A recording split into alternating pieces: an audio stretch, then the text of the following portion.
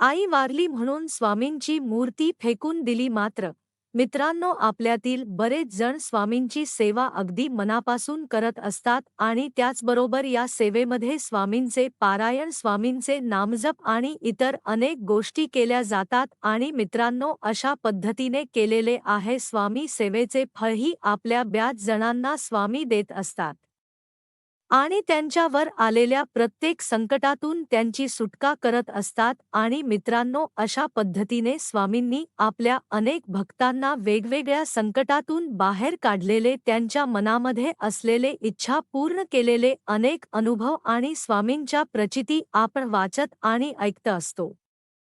तर मित्रांनो, असाच एक स्वामी समर्थांच्या भक्ताचा भयानक असा अनुभव असा पण पाहणार आहोत. आणि मित्रांनो, हा अनुभव खूपच भयानक आहे. तर हा अनुभव शेगाव येथील पूजा राणे यांचा आहे. तर त्या ताई आपला आलेला अनुभव आपल्याला सांगत असताना म्हणतात की, नमस्कार श्री स्वामी समर्थ, मी शेगाव येथे राहते आणि मी माझी आई खूप दिवसांपासून स्वामी सेवेत होतो. म्हणजेच माझी आई खूप दिवसापासून स्वामींची सेवा करत होती आणि तिच्या बाजूला बसून मीही स्वामींची सेवा मन लावून ऐकत असे किंवा अनेकदा स्वामींचे नामजप हे करत होते. तर अशा पद्धतीने आमच्या घरामध्ये मी आणि आई स्वामींची सेवा कायमच करत होतो.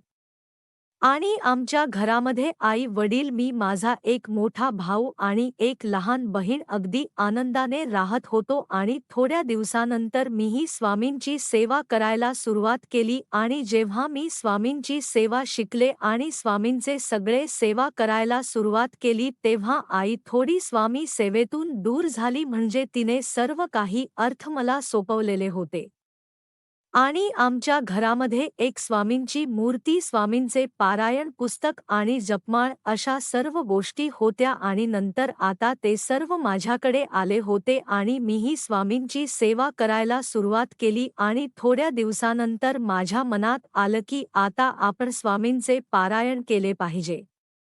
आणि त्यानंतर गुरुवारचा दिवस बघून मी स्वामींचे पारायण करायला सुरुवात केली. आणि त्यानंतर जेव्हा माझे 5वे पारायण आले, तेव्हा अचानकपणे माझी आई मला सोडून गेली. म्हणजे चालता बोलता माझी आई अचानक हृदयविकाराने मृत्यू पावली आणि त्या मला सोडून गेली.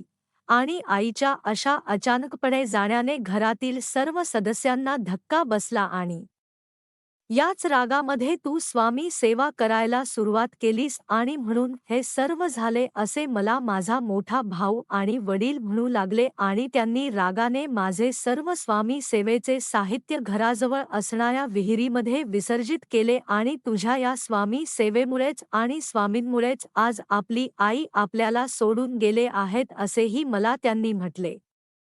त्यानंतर इथून पुढे स्वामी सेवा करायची नाही, असेही मला त्यांनी म्हटले. आणि त्यानंतर मी तिथून पुढचे पारायण केले सुद्धा नाही. त्यानंतर जेव्हा आईचा 13वा दिवस होता, तेव्हा 13व्याचा कार्यक्रम झाल्यानंतर सर्व पाहुणे आम्हाला निरोप देऊन आपापल्या घरी निघून गेले. आणि त्यानंतर जो चमत्कार घडला तो ऐकून तुम्हालाही विश्वास बसला नाही. त्याच दिवशी संध्याकाळच्या वेळी जेव्हा आम्ही 3 मुले एका भिंतीला पाठ लावून रडत बसलो होतो, तेव्हा साक्षात आईने आम्हाला दृष्टांत दिल्या आणि आमच्या समोरील आईने म्हटले की तुम्ही रडत आहात, मी तुमच्या पाठीशी सदैव आहे आणि ज्या गोष्टी करणार आहेत त्यात नक्कीच घडणार, त्यामध्ये आपण काहीही बदल करू शकत नाही.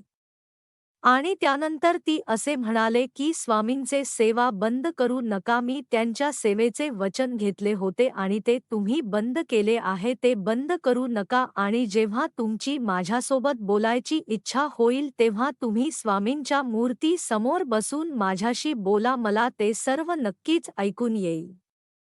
अशी माझी आई त्या दिवशी 3 मुलांना दृष्टांत दिला. आणि ते बघितल्यानंतर आमचा कोणाचाच विश्वास त्यावर बसला नाही. आणि त्यानंतर आम्ही दुसऱ्याच दिवसापासून स्वामींची सेवा करायला सुरुवात केली. अशा पद्धतीने ज्यावेळी आईने मला दिला, तिथून पुढे जेव्हाही आम्हाला आईची आठवण येत असतं, तेव्हा आम्ही स्वामींच्या समोर जाऊन जे काही आईला सांगायचे आहे ते तिथे जाऊन सांगत होतो. आणि तिथून पुढे स्वामींची सेवा ही व्यवस्थितपणे सुरू राहिली.